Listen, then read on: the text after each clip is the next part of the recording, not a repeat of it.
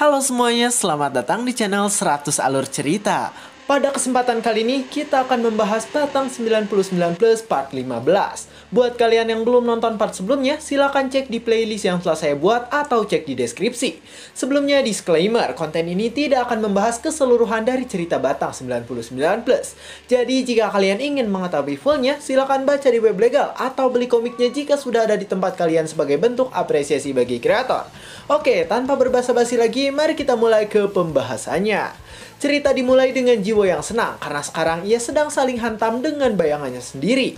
Bayangannya pun di sana langsung berlari ke arah Jiwo dan sekarang sudah bersiap untuk menghantam bebenguk milik Jiwo yang sekarang ada di hadapannya itu. Terlihat batang mereka saling beradu satu sama lain dengan sangat kuat dan dahsyat. Dengan kekuatan penuhnya masing-masing, di sana Jiwo dan bayangannya pun saling beradu kekuatan agar bisa mengalahkan satu sama lain. Terlihat bentrokan antara mereka berdua menyebabkan ledakan yang luar biasa hingga terasa keluar planet yang sekarang sedang mereka pijak. Urus yang melihat hal itu langsung terkejut dan di sana ia langsung menahan serangan yang dilancarkan oleh Jiwo dan bayangannya yang membingungkan tersebut. Bahkan di sana terlihat si Dewa dan si Dewi yang terkena efek ledakan dahsyat tersebut. Dewi pun di sana langsung terkejut karena sekarang poninya terbang dan terangkat sehingga membuat tarangnya yang lega terlihat jelas. Sedangkan Habaik sendiri di sana terdiam ketika melihat pertarungan antara Jiwo dan bayangannya yang ia ciptakan tersebut. Di sana Habaik tersenyum kecil karena ingat dengan ucapan Jiwo yang bisa mengalahkan bayangannya dengan dua cara. Sambil memperhatikan Jiwo, di sana Habaik berkata bahwa ia penasaran dengan ucapan Jiwo yang bisa mengalahkannya dengan dua cara.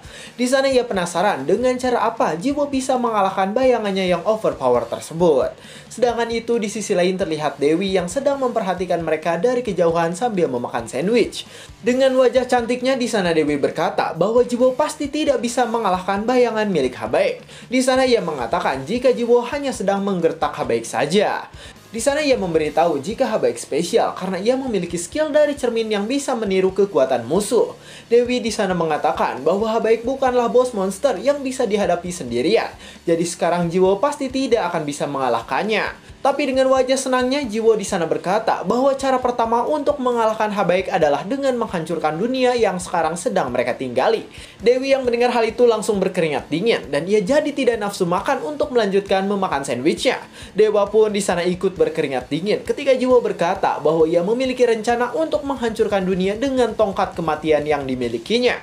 Sambil menghantam bebenguk bayangannya, di sana Jiwo berkata bahwa jika ia berhasil menghancurkan planet dan gamenya, maka ia pasti menang dan Kyoka pasti akan kembali ke tempat semula.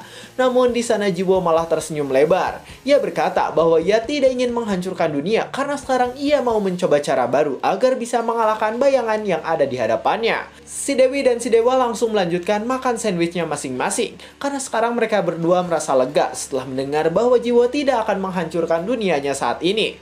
Sedangkan di sisi lain terlihat seseorang yang sedang memperhatikan Jiwo dan di sana ia sedang menggigit jari-jari tangannya. Sambil berkeringat dingin di sana Direktur Utama Chronolife cemas dan ia berharap jika Jiwo tidak menghancurkan dunia dan menggunakan cara yang lainnya saja.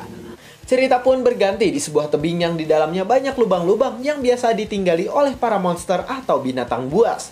Tapi ternyata di dalam tebing itu ada orang tua Kyoka yang sedang memasang wajah mengerikan. Di sana orang tuanya bertanya pada Kyoka tentang ada di mana Silence Knuckle milik Kyoka. Kyoka yang melihat orang tuanya seperti itu pun langsung berkeringat dingin dan ketakutan dengan orang tuanya yang sekarang terlihat sangat membingungkan. Ternyata di sana kedua orang tua Kyoka sedang meminta Silence Knuckle milik Kyoka. Mereka berdua disuruh Habaik dan jika sudah mendapatkan Silence Knuckle milik Kyoka, maka orang tuanya akan dapat banyak uang dari Habaik. Dengan wajah yang membingungkan di sana orang tuanya berkata bahwa mereka lah yang membawa Kyoka ke dunia. Jadi Kyoka harus memberikan Silence Knuckle-nya pada mereka agar bisa berjasa. Kyoka yang sedang ketakutan pun di sana berkata bahwa ia tidak tahu keberadaan Silence Knuckle miliknya. Ia berkata bahwa knuckle-nya tidak sengaja ia hilangkan. Setelah mendengar hal itu, ayah Kyoka pun langsung mendekat ke arah Kyoka dan mendatangi Kyoka dengan perlahan. Lagi-lagi wajah satanik muncul. Di sana ayahnya bertanya dengan mengerikan tentang Silence Knuckle-nya. Ia bertanya apakah Kyoka menyembunyikan Silence Knuckle tersebut. Kyoka yang melihat hal itu langsung ketakutan dan menangis. Di sana ia berkata bahwa memang benar-benar tidak tahu tentang silence knuckle-nya sekarang berada. Karena kesal, di sana ayahnya pun langsung menampar Kyoka dengan kencang, sehingga wajah Kyoka di sana langsung memerah karena hantamannya yang cukup kuat. Wajah ayahnya di sana berubah menjadi makhluk yang kelakuannya lebih buruk dari satanik. Sambil menampar Kyoka secara terus-menerus, di sana ia berkata bahwa Kyoka benar-benar tidak tahu caranya bersyukur. Sambil menampar Kyoka yang tidak ada hentinya, di sana mereka mengatakan bahwa Kyoka seharusnya bisa memberikan uang pada orang tuanya, karena orang tuanya lah yang telah melahirkan dan mengurus Kyoka dari kecil. Kyoka pun di sana diam saja ketika ia ditampar habis-habisan oleh orang tuanya. Ia di sana diam saja ketika dihajar sembari diceramahi dengan kata-kata yang menyakiti dirinya. Bahkan di sana suara tamparan itu terdengar hingga jauh melebihi tebing-tebing yang ada di sana. Di antara tebing itu terlihat dua kesatria batang yang sedang beradu kekuatan dengan sangat overpower. Bahkan di sana terlihat kekuatan mereka berubah menjadi sebuah lingkaran sihir yang siap menghancurkan dunia. Urus yang melihat hal itu langsung terkejut. Di sana ia bingung dengan aura mengerikan yang dilancarkan oleh Jiwo dan bayangannya. Urus berpikir apakah itu adalah skill baru milik Jiwo. Habaik sendiri di sana terlihat kebingungan dengan keadaan saat ini. Di sana ia bingung dengan kekuatan-kekuatan aneh yang dimiliki oleh Jiwo. Urus di sana ingat sesuatu ketika melihat auranya yang semakin kuat. Ia berpikir jika kekuatan yang sekarang muncul adalah kekuatan yang selama ini ia kenali. Jiwo pun di sana mengeluarkan kekuatan monster terkuat di Chrono Life. Ia langsung mengeluarkan kekuatan milik Urachan, sang kepala urus yang pernah hilang. Dengan mata yang menyala-nyala, Jiwo berkata bahwa sekarang ia akan menggunakan skill milik Urachan untuk menyerang musuh-musuh yang ada di hadapan dirinya. Di sana Jiwo pun mengeluarkan tentakel berwarna hitam yang mengerikan ke arah bayangannya dan Habaek. Jiwo mengeluarkan skill glutoni dari dalam mulutnya, sehingga ia saat ini terlihat seperti Smile Titan, tapi versi lebih mengerikan dan menjijikan. Urus yang melihat hal itu langsung memasang wajah absurd miliknya, karena di sana ia bingung mengapa tentakelnya malah muncul dari mulut dengan menjijikan. Jiwo di sana membuka mulutnya lebar-lebar layaknya seorang monster, dan ia pun langsung menempelkan tentakel ke arah bayangan yang sekarang ada di hadapan dirinya. Jiwo langsung menyedot kekuatan bayangan itu dengan kekuatan glutoni yang ia miliki. Habaek yang melihat hal itu langsung membuang nafasnya. Ia berkata bahwa serangan Jiwo itu tidak berguna karena bayangannya pun memiliki skill yang sama dengan Jiwo. Dengan cepat di sana bayangannya pun langsung membuka mulutnya lebar-lebar, dan di sana ia pun langsung mengeluarkan tentakel seperti milik Jiwo dari dalam mulutnya. Jiwo pun langsung terkejut dan kesakitan karena bayangannya di sana langsung menyerang Jiwo dengan cepat tepat di dadanya. Di tengah matahari yang sangat terik, di sana terlihat mereka berdua saling menyedot kekuatan masing-masing menggunakan skill glutoni yang mereka miliki. Habaek sendiri di sana berdiri dengan penuh percaya diri. Ia berkata bahwa musuh Jiwo sekarang adalah cerminan dirinya, jadi mereka setara dan tidak mungkin bagi Jiwo bisa mengalahkan bayangannya sendiri. Sambil memejamkan matanya yang percaya diri itu, di sana Habaek berkata agar Jiwo menggunakan cara pertama saja untuk mengalahkan ia dan bayangannya. Jiwo sendiri di sana langsung merenung ketika Habaek berkata bahwa sekarang ia telah gagal dengan rencana kedua yang ia miliki. Seakan sudah memperhitungkan semuanya, di sana Jiwo pun langsung berteriak dan berkata bahwa sekarang ia akan menggunakan rencana aslinya. Habaek yang tadi sudah sombong itu langsung terkejut dengan ucapan Jiwo. Di sana ia bingung dengan apa yang sebenarnya Jiwo katakan tersebut. Tiba-tiba di sana Habaek pun langsung tak bisa berbicara lagi karena terlihat dadanya sudah ditusuk oleh tentakel milik Jiwo yang berwarna hitam. Bola mata Habaek di sana langsung terbelalak dan bersiap untuk keluar karena sekarang ia sangat kesakitan dengan serangan yang tadi dilancarkan oleh Jiwo. Sambil menyerap kekuatan bayangannya dan Habaek, di sana Jiwo berkata bahwa sekarang ia sedang menggunakan rencana aslinya. Dengan wajah menjijikannya, Jiwo berkata bahwa sekarang ia akan menghisap tubuh utama Habaek karena itulah sumber kekuatan dari bayangannya. Jiwo di sana langsung menyedot kekuatan milik Habaek dengan skill glutoni yang ia miliki itu.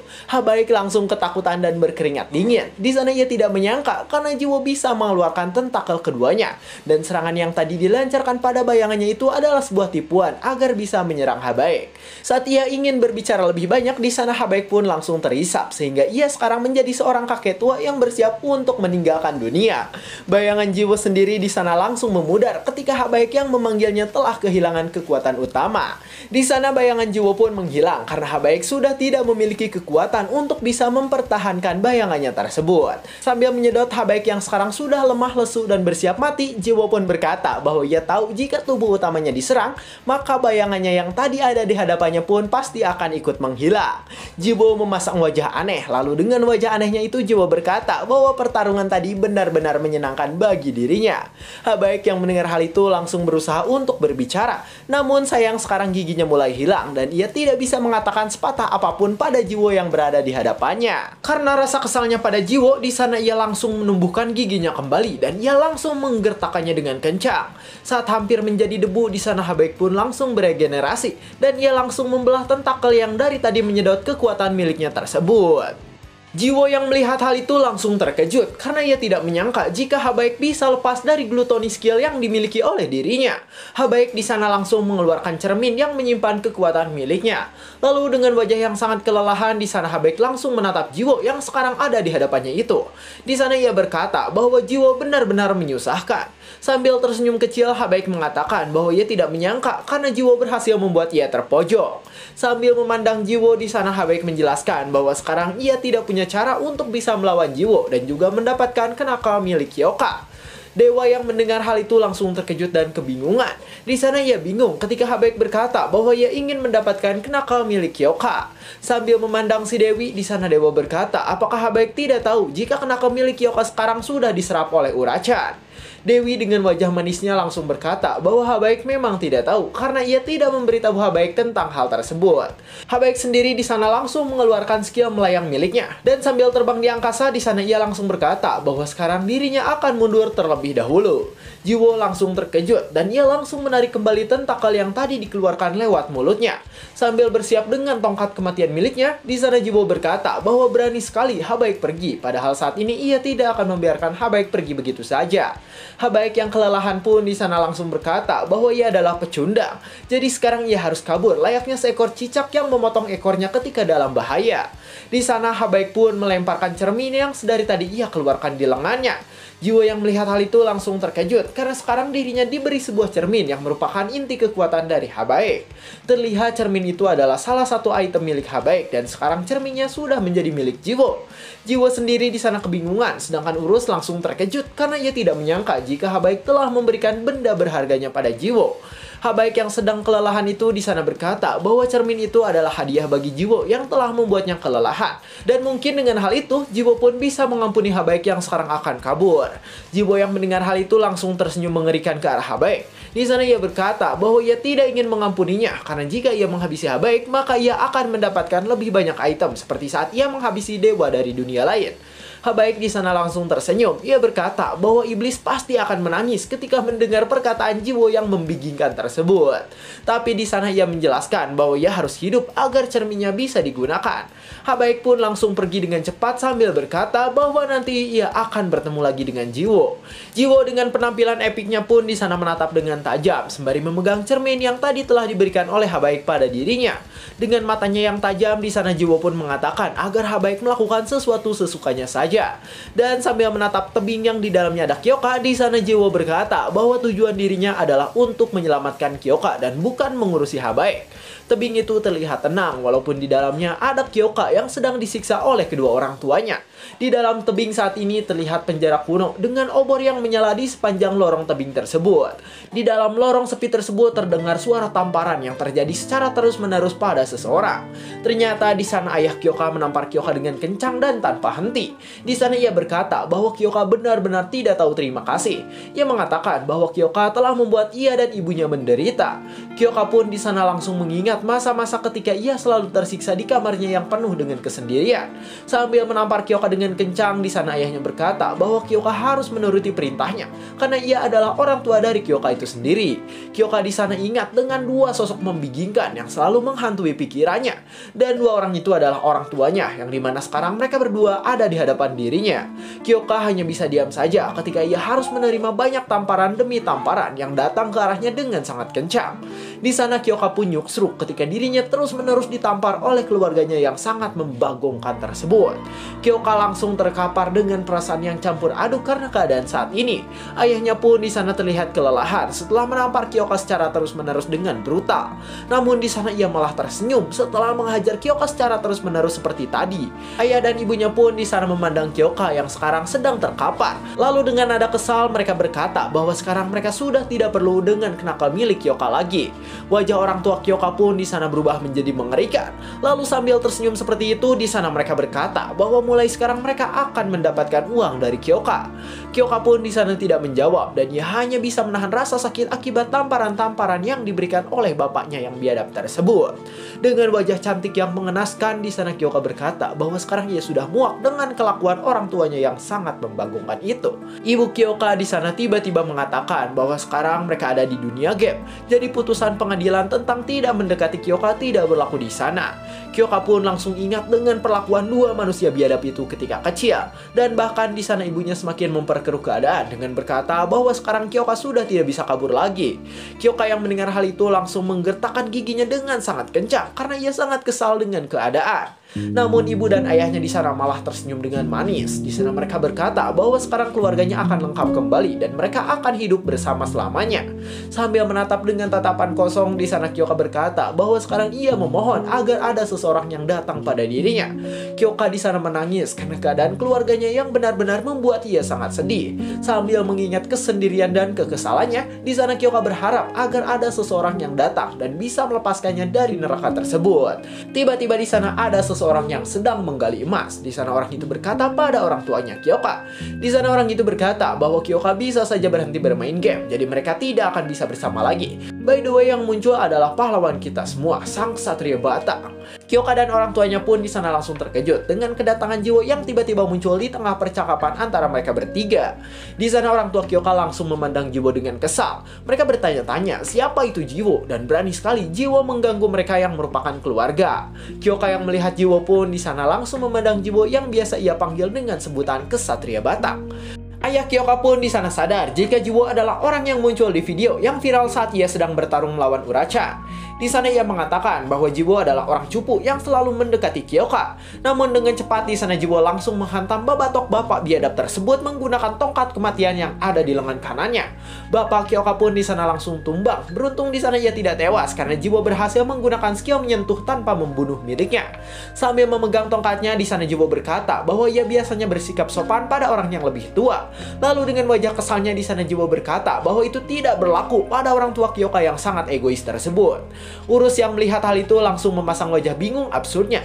Ia berkata bahwa Jiwo memang tidak sopan dan itu dibuktikan ketika ia bertemu dengan Mr. King. Ayahnya yang belum koin itu pun di sana berteriak ke arah Jiwo. Di sana ia berkata bahwa mereka adalah orang tua dari Hansara. Jiwo yang mendengar orang tua dari mereka langsung merasa kesal dan mengeluarkan urat-urat di mukanya.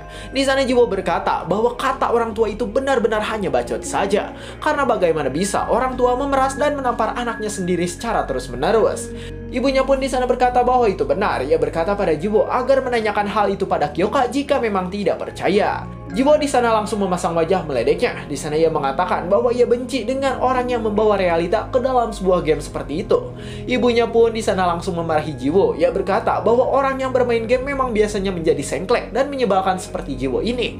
Namun di sana Jiwo pun tak menghiraukannya. Di sana Jiwo malah berkata pada Kyoka. Di sana ia mengatakan mengapa Kyoka masih duduk setelah dipukul oleh orang tuanya. Kyoka yang mendengar hal itu langsung terkejut dan bingung dengan perkataan yang diucapkan oleh Jiwo pada dirinya. Jiwo yang melihat hal itu pun di sana langsung tersenyum ke arah Kyoka. Di sana Jiwo berkata agar Kyoka tidak takut karena sekarang level yang dimiliki oleh Kyoka lebih tinggi. Kyoka yang mendengar hal itu langsung menatap Jiwo dengan tatapan yang penuh harap dan antusias. Matanya pun di sana menyala-nyala seolah berkata bahwa perkataan Jiwo tadi memang ada benarnya. Namun sambil terduduk di depan orang tuanya, di sana Kyoka berkata bahwa kedua orang itu memanglah orang tua dari Kyoka. Jiwo pun langsung menggali emasnya kembali. Di sana ia berkata bahwa sekarang Kyoka terlihat menyedihkan dengan membawa-bawa kenyataan ke dalam sebuah game. Kyoka yang mendengar hal itu dari Jiwo di sana langsung terdiam ketika mendengar perkataan Jiwo. Di hadapan Kyoka yang sekarang sedang terpuruk, di sana Jiwo berkata bahwa Kyoka bukanlah pecundang. Jadi sekarang Kyoka tidak perlu lari dari kenyataan yang ada. Kyoka yang mendengar hal itu langsung menggertakkan giginya. Sambil berusaha berdiri dengan keadaan lemasnya, di sana Kyoka berkata bahwa Jiwo tidak tahu apa-apa tentang dirinya yang asli. Kyoka di sana mengeluarkan banyak air mata. Ia berkata bahwa dirinya sangat menderita dan Jiwo tidak mengetahui hal tersebut. Ibunya pun di sana tiba-tiba menampar Kyoka dengan keras ketika Kyoka berkata bahwa ia sedang menderita. Dengan wajah yang kesal, di sana ibunya berkata bahwa Kyoka tidaklah menderita karena yang sebenarnya menderita adalah ia dan ayahnya Kyoka.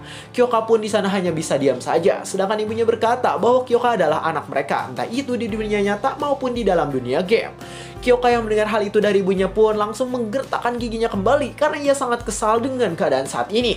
Sedangkan di belakangnya saat ini terlihat Jiwo yang tertawa. Di sana Jiwo mengatakan bahwa ibu Kyoka benar-benar berani karena tadi telah menampar Kyoka. Dengan wajah penuh percaya diri, di sana Jiwo mengucapkan selamat tinggal. Di sana Jiwo berkata bahwa Kyoka memiliki kekuatan yang tinggi. Terlihat saat ini status Kyoka yang berlevel 24 dengan strength 95.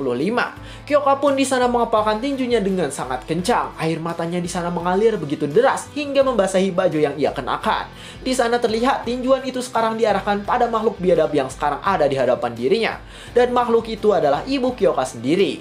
Di sana ibu Kyoka pun semakin ketakutan ketika melihat tinju Kyoka yang sekarang tepat berada di hadapan pamente milik dirinya.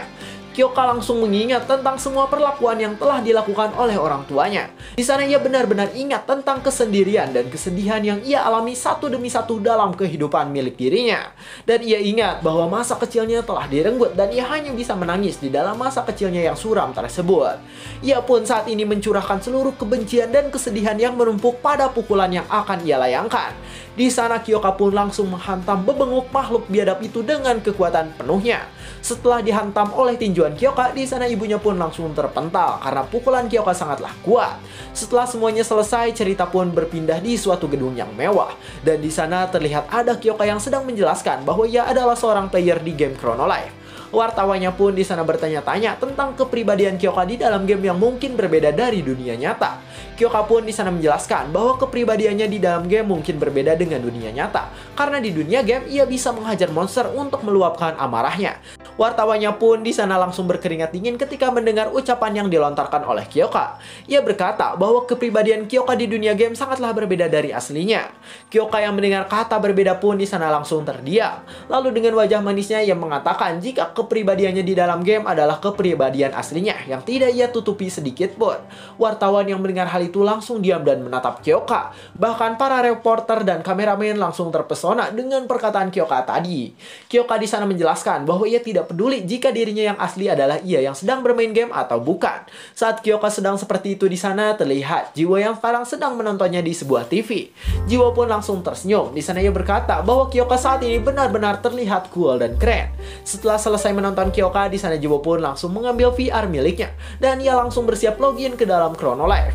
Angka-angka mulai bermunculan dan sekarang Jiwo masuk ke dalam Chrono Life. Di dalam Chrono Life saat ini terlihat Kyoka yang memasang wajah seperti bagong. Di sana Kyoka marah karena Jiwo datangnya telat. Sambil menghajar Jiwo, di sana Kyoka bertanya mengapa Jiwo selalu telat terus-menerus. Jiwo di sana kesakitan, lalu ia menjawab bahwa ia tadi sedang menonton Kyoka yang sedang melakukan siaran langsung. Kyoka yang mendengar hal itu makin marah pada Jiwo. Di sana ia mengatakan bahwa itu adalah rekaman dan bukan siaran langsung. Kyoka pun melanjutkan memukuli Jiwo secara terus-menerus. Lalu tiba-tiba di sana Kyoka berkata bahwa sekarang Jiwo harus mengikuti dirinya. Jiwo bertanya tentang kemana ia akan mengikuti Kyoka. Kyoka yang mendengar hal itu langsung kesal pada Jiwo. Di sana ia mengatakan bahwa Jiwo dari tadi banyak bicara sekali. Jiwo yang mendengar hal itu langsung gugup dan di sana ia langsung mengajak Kyoka untuk pergi sesuai dengan keinginannya. Sambil membelakangi Jiwo, di sana Kyoka pun menjelaskan bahwa sekarang ia akan pergi ke tempat tujuannya. Tiba-tiba di sana Kyoka berkata pada Jiwo bahwa Jiwo harus meng-carry dirinya.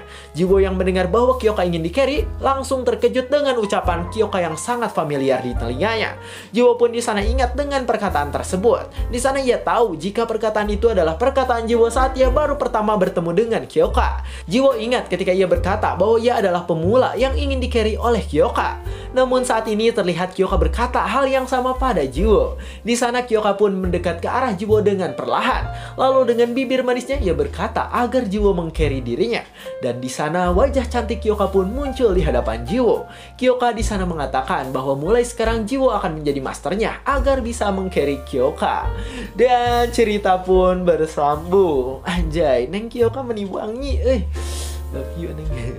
Astagfirullah, ini cuma gepeng itu guys. Gak boleh kita suka dengan hal yang gepeng-gepeng. Dan oke, untuk pelajaran yang bisa diambil dari cerita kali ini ialah coba komen guys, menurut kalian apa nih pelajarannya? Karena ini kan udah tamat ya, satu season. Jadi menurut kalian gimana nih pelajaran dari yang bisa diambil dari awal sampai akhir? Coba komen di bawah guys. Oke, ya mungkin sekian dari saya 100 alur cerita. Terima kasih telah menonton sampai akhir. Jangan lupa like, comment, subscribe, dan share ke teman-temannya. Dan sampai jumpa di kesempatan berikutnya. Oh iya, BTW ini cuma tamat season 1 aja guys. Udah end season, tapi masih ada kelanjutannya. Jadi kalem aja, oke? Hatur nuhun.